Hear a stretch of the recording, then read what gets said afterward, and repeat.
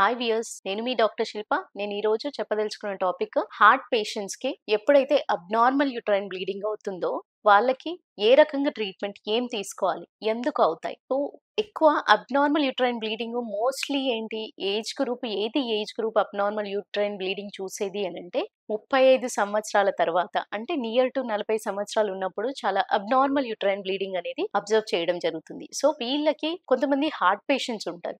Abnormal uterine bleeding ఎవరికైతే అవుతుందో first వాళ్ళకేంటి బ్లీడింగ్ అరెస్ట్ అవ్వడానికి, రక్తం గడ్డకట్టడానికి కావాల్సిన మెడిసిన్స్ పెట్టడం జరుగుతుంది. కానీ అదే విధంగా హార్ట్ పేషెంట్స్ కి మాత్రం ఈ ఆప్షన్ ఉండదు. హార్ట్ పేషెంట్స్ కి ఏంటి, ఆల్రెడీ వాళ్ళు కొన్ని బ్లడ్ థిన్నర్స్ మీద ఉండడం జరుగుతుంది. ఆ బ్లడ్ థిన్నర్స్ ఉన్నప్పుడు ఏంటి, వాళ్ళకి యూజువల్లీ ఉండే బ్లీడింగ్ కంటే కూడా అబ్నార్మల్ ఉంటున్నప్పుడు ఇంకా ఎక్కువగా బ్లీడింగ్ అయ్యే అవకాశాలు ఎక్కువగా ఉంటాయి. సో వీళ్ళకి ఏంటి, డైరెక్ట్లీ స్ట్రైట్ అవే అన్ని కూడా రక్తం గడ్డకట్టడానికి ఒక ఏదైతే నార్మల్ పేషెంట్స్ కి పెడతామో అంత డోసేజ్ పెట్టడానికి అవకాశం ఉండదు. సో వీళ్ళని కొంచెం హార్ట్ కండిషన్ కూడా దృష్టిలో పెట్టుకొని కార్డియాలజిస్ట్ తో కొంచెం కన్సల్టేషన్ కానివ్వండి, వాళ్ళ హార్ట్ పరిస్థితి ప్రెసెంట్ గా ఏ విధంగా ఉంది అనేది తెలుసుకొని, ఈ హార్ట్ పరిస్థితి మంచిగా ఉన్నప్పుడు కానీ క్లాట్ అవ్వడానికి కావాల్సిన మెడిసిన్ మనం కొంత డోసేజ్ వరకు పెట్టే అవకాశాలు ఉంటాయి. సో ఈ విధంగా పెట్టినప్పుడు కూడా బ్లీడింగ్ కొంతమందికి కంట్రోల్ అవ్వదు. సో వాళ్ళకేంటి, ప్రొజెస్టిరాన్ అనే మెడికేషన్ మాత్రం కొంతవరకు సేఫర్ గా పెట్టవచ్చు. సో ఈ ప్రొజెస్టిరాన్ కూడా పెట్టే అవకాశాలు, వాళ్ళకి ఇజెక్షన్ ఫ్రాక్షన్ ఏదైతే హార్ట్ ఫంక్షనింగ్ అనేది మంచిగా ఉన్నప్పుడు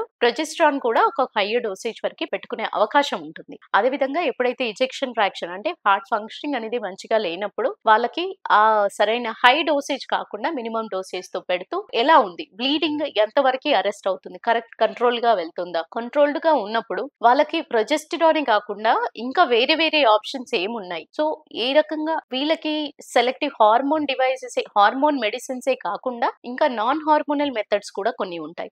so non hormonal method use చేస్తూ వాళ్ళకి బ్లీడింగ్ అనేది కంట్రోల్ చేయొచ్చా అనేది కూడా ఇది టెంపరరీగా మనం తెలుసుకోవాలి. టెంపరరీ పద్ధతిలో ఈ బ్లీడింగ్ ని అరెస్ట్ చేస్తూ అసలు ఎందుకు బ్లీడింగ్ అవుతుంది, వాళ్ళకు ఓన్లీ బ్లడ్ థిన్నర్ పెడుతున్నందుకు మాత్రమే బ్లీడింగ్ ఎక్కువ అవుతుందా, లేదా గర్భసంచిలో ఏదైనా ప్రాబ్లం ఉందా అనేది తెలుసుకొని దాని రకంగా మీరు ట్రీట్మెంట్ తీసుకున్నట్టయితే చాలా వరకు వీళ్ళల్లో అనీమియా అంటే హిమోగ్లోబిన్ శాతం తగ్గిపోకుండా వాళ్ళ బ్లీడింగ్ అనేది కంట్రోల్డ్ గా ఉండి పీరియడ్స్ అనేది కంట్రోల్డ్ గా ఉండడానికి హెల్ప్ అవుతుంది. సో ఈ వీడియో మీకు హెల్ప్ అయిందని అనుకుంటున్నాను. Thank you.